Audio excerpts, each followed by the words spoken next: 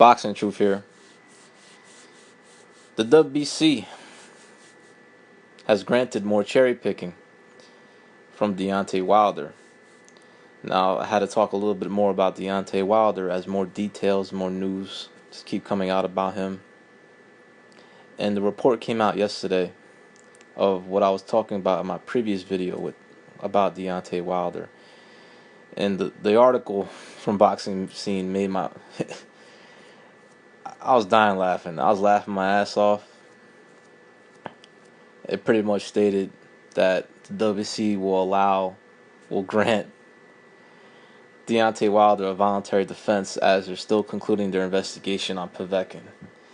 And I was laughing my ass off because I could just see the bullshit a mile away. I know what's going to go down. I know what's the plan.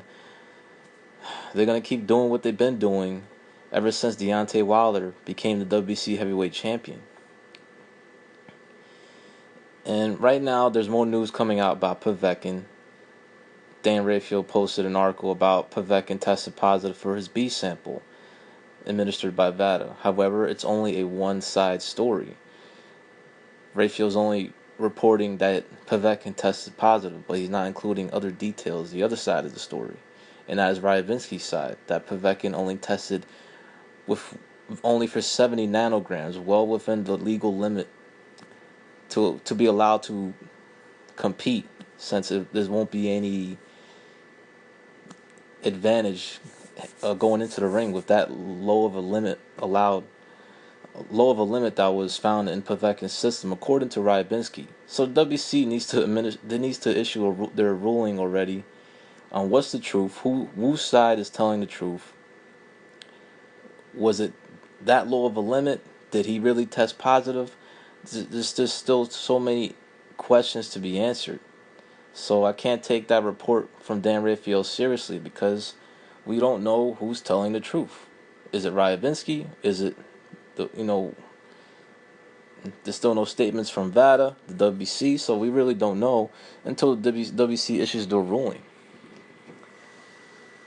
But Wilder, when it comes to him, he's going to continue taking on hand-picked opponents in the WBC rankings. And of course, another name just popped out, according to Boxing Scene, and it's pretty much in-house fights, not Heyman client, that's most likely going to be Wilder's next opponent for his next voluntary defense. Now, they're looking at getting him back into the end of the summer or midsummer, maybe a date in July, in mid-July, as Heyman is still sorting out who's going to fight in the mid-July dates. Perhaps he could end up with a slot there, Wilder could, or maybe they'll bring him back in early August, the latest. But it's just disappointing that Wilder's going to continue on this road of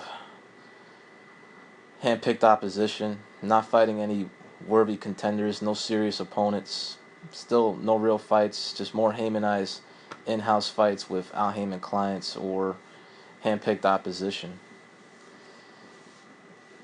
And the two guys that are in the running are Gerald Washington, who's the WBC ranked number 15, the last guy eligible to challenge for a world title, who is 17-0, undefeated but very inexperienced. And then Chris Ariola's name just popped up, but however, he's not rated right now in the top 15 of WBC. But like I said in my previous video about Wilder, that managers, promoters, guys with influence, guys with good relationships with the organizations could simply pay for somebody's ranking to have them come in as an opponent, and in this case as an opponent to Deontay Wilder, to pretty much be cannon fodder or just coming in to lose. But Ariola, in his most recent fight, he barely escaped with a tight win over Travis Kaufman, a disappointing heavyweight who's fought nothing but lower level opposition his entire career.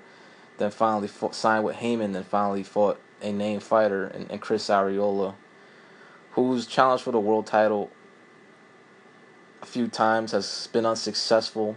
He's just a faded guy who's had issues with weight, not much motivation to train in some of his camps. He tested positive for smoking weed before his last fight, and now he's being perhaps rewarded with a title shot. I mean, it's just. I mean, I don't want to see these fights, man. I mean, I have to ask y'all: do y'all want to see these fights? Do you want to see more, you know, handpicked voluntary defenses from Wilder? I already know what's gonna happen in a Chris Arreola fight, in a Gerald Washington fight. Chris Arreola is even worse. I mean, the guy's done. He's faded. He's chinny. He barely escaped with that last fight against Travis Kaufman, and Travis Kaufman ain't. That dude's been fighting nobodies for years, and he couldn't even beat Arreola. Couldn't beat him decisively. It's a debatable decision. I mean, Arreola got knocked down, fought, and he was able to come back, but very close fight. Could have went either way. But you can see that Arreola's best days are behind him. He's past it. He's not going to reach back to the when he was coming up in the rankings and first challenging for a world title, when he first challenged Vitaly and got whooped. His best days are behind him. He's just a faded guy who's going to give you some rounds, but he's chinny, and even when he comes in at lighter weights, he's still getting dropped. So it's just another safe title defense if Arreola is going to be the next opponent for Wilder. Gerald Washington is not much better. He's a football player, inexperienced. Only 17 fights, and in his step-up fight against Mansour, he didn't look that good. Got a draw. Was lucky Mansour had trouble closing the distance. But it's just more cherry picking, more safe title defenses to come for Deontay Wilder. I'm sick of it. I'm tired of it. I'm tired of watching protected fighters. I'm tired of watching a lot of Heyman guys try to fool the boxing public into thinking they're fighting serious contenders. They're not, man. They're just handpicking opponents within the top 15 of the rankings. I mean, y'all can't fool me. Y'all can fool all other sheep boxing fans. But y'all ain't gonna fool me with this bullshit. But it is what it is. I was just hoping Wilder would wait to see what was going to be the ruling with the WBC on whether they're going to suspend or remove Povetkin as a mandatory position. And if that's the case, then fine. Okay, stay active, get a voluntary defense in, and then hopefully go for a big unification fight at the end of the year. That's what I'm hoping Wilder does. Because he's given the impression of that with his actions ever since of the news that circulated and that came out about Povetkin. He's giving the impression that he doesn't want this fight. It's making him look like a bitch, to be honest.